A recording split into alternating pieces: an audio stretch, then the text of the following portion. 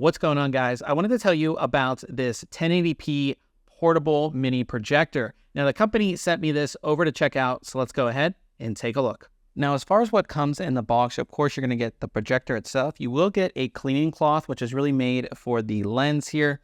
You have your power connection. You have a full-size HDMI cable. You have your remote. You will need to provide the batteries yourself. They're AAAs. You have a audio connection. If you wanted to pass the audio out to something else, you have that. And of course, you do have your instructions. As we take a look at the projector here, it's not all that big. As you can see, I'm just holding it here in my hand. Now on the front, of course, we have our lens, and we do have a lens cap, which is nice. Just make sure you don't get dust or anything down in there. You don't scratch your lens up, which I definitely like. At the top here, we have a large power button, and then an F plus and an F minus, that's for focusing. And then on the back, we have the rest of our connections. So we have a power connection right here. And then we have a 3.5 millimeter audio jack for audio out, HDMI, 2 USB ports, and an IR receiver here for the remote. And then on the bottom, we do have 4 feet that are going to keep this in place. We also have the connection if you wanted to put this on something like a tripod. Now I have the projector turned on in an all dark room just so you guys can see the best picture here. And I just have it projecting just onto my wall. The projector is about 6 feet from the wall to give you an idea. And, if you're looking at this initially and you can't see or it's out of focus, you could use the focus. As you can see, we're going way out of focus here. And then you can bring it back in focus using the remote or the buttons on the actual unit itself. But we'll I'd say that's perfect focus right there. Now, when you do turn it on, you have this screen right here. This is sort of your menu screen. Now, you can select media. And if you have a USB flash drive installed and has some movies or something on it, some type of media, you can select that, go into movie, and you can select your USB drive to play things. Go out of there. You can select source. That's going to allow you to switch from this screen to your HDMI source. So any device you have that's going to be HDMI, you can go ahead and use, whether that's something like a Fire TV stick, whether it's your Xbox, PlayStation, any gaming device. If you have it connected via HDMI, it's going to work with this, no problem. You have AirPlay, and then you also have Miracast. So AirPlay, of course, is for iOS devices. Miracast is going to be for your Android devices. Now, to show you AirPlay, I'll go ahead and connect my phone up to this. So when you go into AirPlay, it's going to have directions on the screen how to connect to AirPlay. And we'll go ahead and connect here. And it's going to completely mirror your phone. So now it's mirroring my phone. And we'll go out of here and we'll play a video.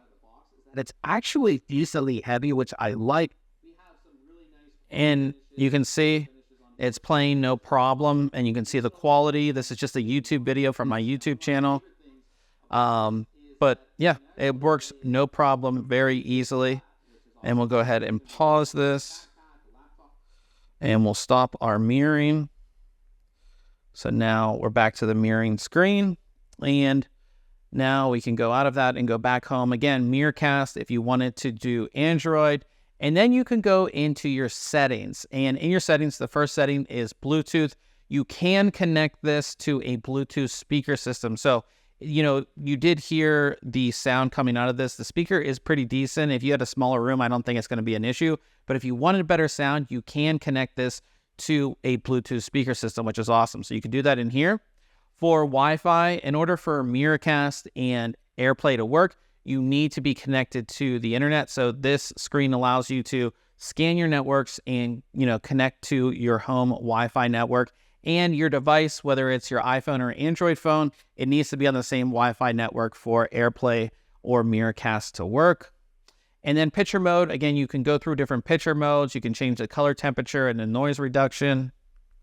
Oops. And then under sound, you can change the sound mode from standard. You can set, the treble and bass and auto volume. You can go ahead and do all of that. You can, do all your regular things like reset factory defaults if you mess something up.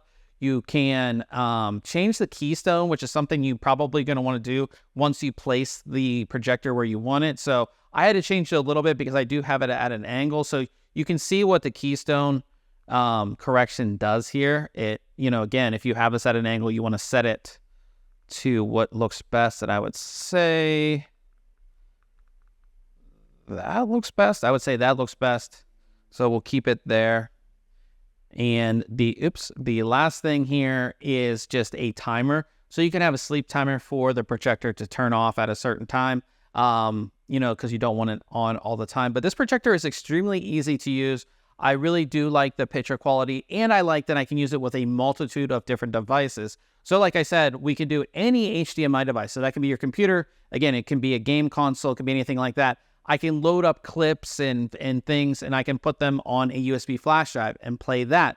I can also AirPlay and Miracast, AirPlay from either my iPhone or my iPad and Miracast from a multitude of different Android devices, which is really awesome. So if you are looking for a really cool projector, whether it's for your bedroom, for your media room, for something you can even take with you, because this is definitely small, this is one that I would definitely recommend.